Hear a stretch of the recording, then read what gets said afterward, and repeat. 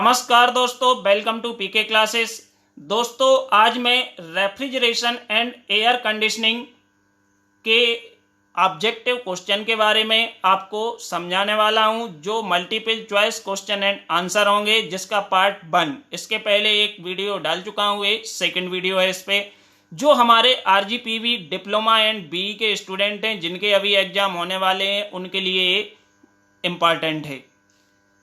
तो दोस्तों, यदि आपने अभी तक मेरा चैनल सब्सक्राइब नहीं किया है तो चैनल को सब्सक्राइब कर लें और अपने दोस्तों को शेयर करें एंड वीडियो को लाइक करें।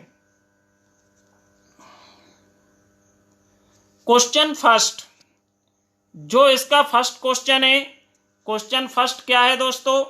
The boiling point of ammonia is, ammonia का बॉइलिंग पॉइंट कितना होता है? -100 डिग्री, -50 डिग्री, -33 डिग्री या 0 डिग्री। तो दोस्तों, जो अमोनिया है, अमोनिया का जो बॉइलिंग पॉइंट होता है वो हमारा कितना होता है? -33 degree. Option C is right option answer. -33 degree ammonia का बॉइलिंग पॉइंट होता है।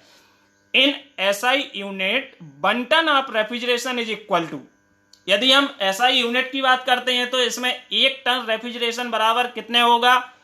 210 किलो जूल पर मिनट, 21 किलो जूल पर मिनट, 420 किलो जूल पर मिनट, 105 किलो जूल पर मिनट। तो इसका जो राइट ऑप्शन है वो जब हम कैलकुलेट करते हैं, 1 टन ऑफ रेफ्रिजरेशन निकालते हैं, तो ये हमारा मिनट में आता है कितना? 210 किलो जूल पर मिनट। तो option A is correct answer. Air refrigeration operate on, जो एयर रेफ्रिजरेशन है ये किस साइकिल पे ऑपरेट होता है, किस साइकिल पे वर्क करता है? Carnot cycle, Brayton cycle, Rankine cycle या रिवर्स कार्नोट साइकिल। तो दोस्तों, इन चारों साइकिल में जो हमारी एयर रेफ्रिजरेशन सिस्टम है वो किस पे ऑपरेट होता है? Brayton cycle. तो option B is right option, Brayton cycle. Next question,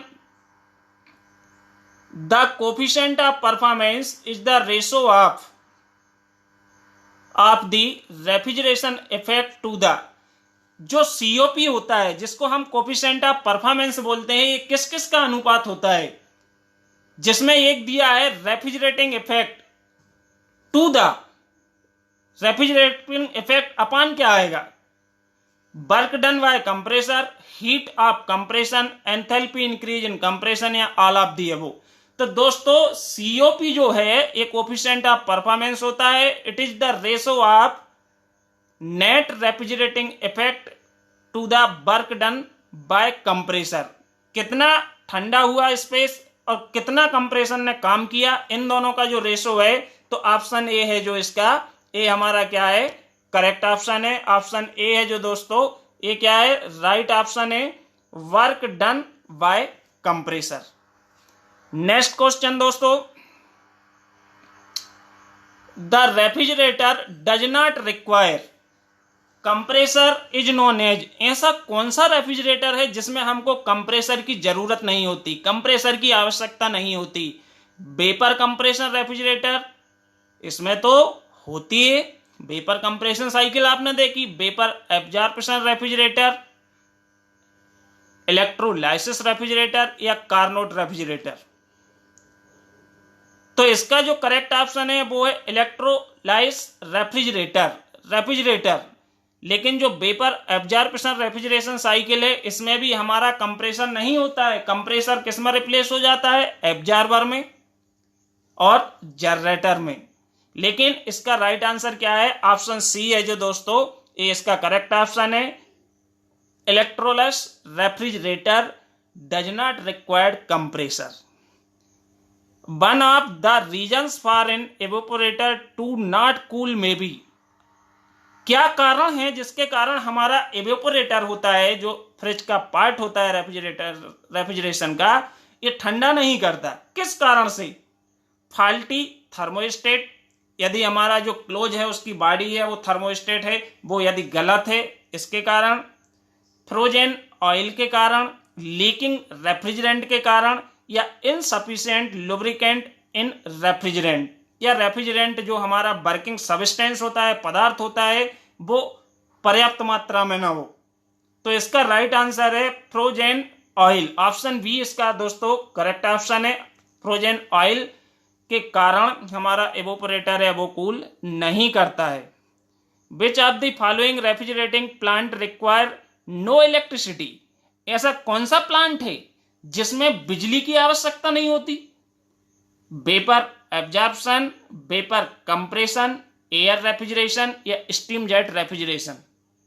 तो दोस्तों जो वेपर एब्जॉर्प्शन रेफ्रिजरेशन है इसमें हमको इलेक्ट्रिसिटी की आवश्यकता नहीं होती है। तो ऑप्शन ए जो है ये इसका ऑप्शन ए राइट आंसर है, क्योंकि इसमें कंप्रेसर होता नहीं है तो उसको चलाना ही नहीं है, हमको चलाने की आवश्यकता ही नहीं है, तो यहां बिजली की आवश्यकता है जो नहीं होती है। Next question, air conditioning is concern with maintaining. जो हमारा एसी होता है, एसी जो होता है दोस्तों, एसी में हम किसके बारे में कंसर्न करते हैं, किसको मेंटेन करता है? तापमान को, आर्द्रता को, क्लीननेस को या इन सभी को? तो दोस्तों जो एसी होता है, एयर कंडीशनिंग होती है, ये हमारा किसको करता है? इन सभी को मेंटेन करता है। किसके लिए? तापमान को, आर्द्रता को, क्लीन लाइनेस को और तीनों को। तो मींस करेक्ट ऑप्शन हो जाएगा D, all of the above. Relative humidity is equal to, जो रिलेटिव ह्यूमिडिटी है ये किसका अनुपात होता है, किसके बराबर होती है?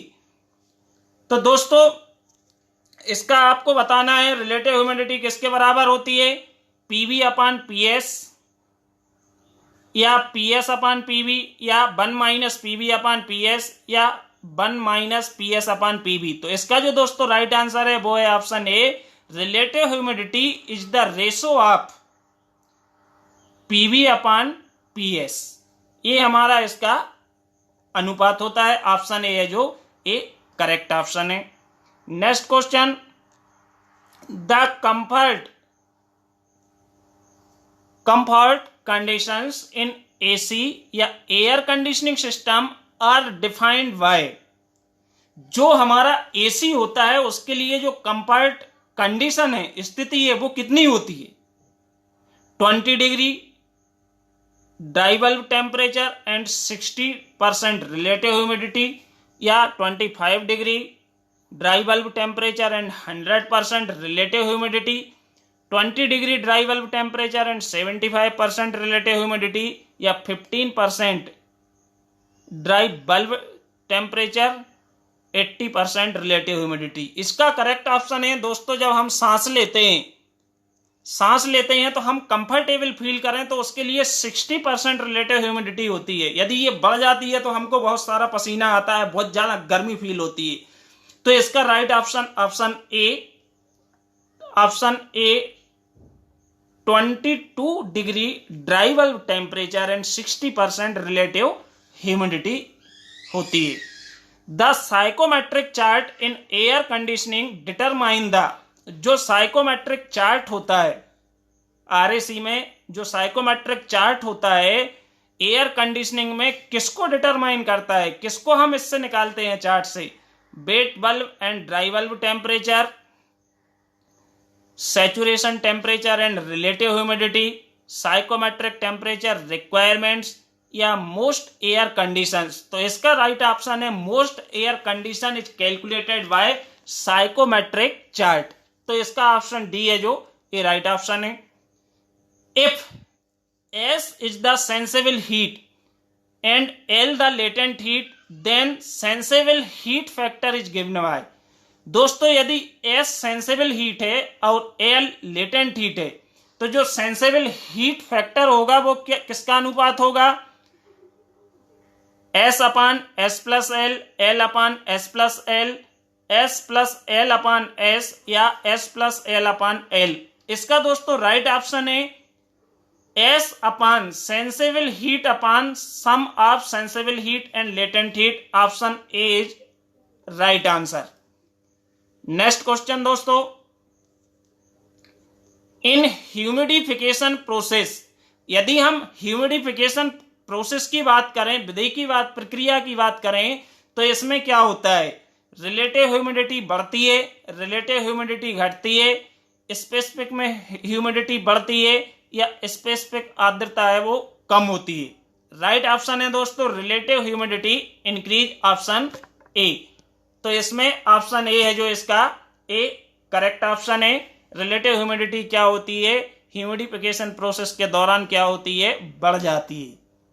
In cooling tower water is cooled by the process of, यदि हम कूलिंग टावर की बात करते हैं तो इसमें जो हमारा वाटर होता है, पानी होता है, किससे ठंडा होता है, कंडेंसेशन से, एवेपोरेशन से, फ्यूजन से या सब्लिमेशन से।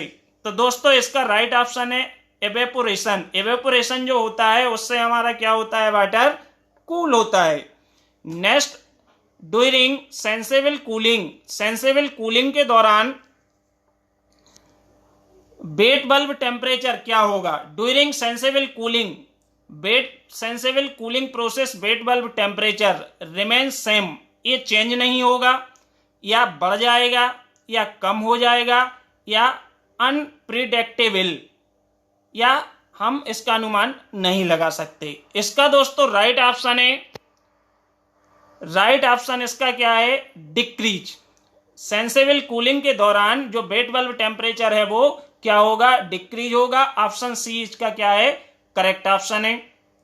नेक्स्ट क्वेश्चन दोस्तों, the relative humidity during sensible cooling process, sensible cooling process के दौरान रिलेटिव ह्यूमिडिटी पे क्या फर्क पड़ेगा, क्या चेंजेस आएगा, बढ़ेगी, इंक्रीज, डिक्रीज, अनप्रेडिक्टेबल या रिमेन सेम।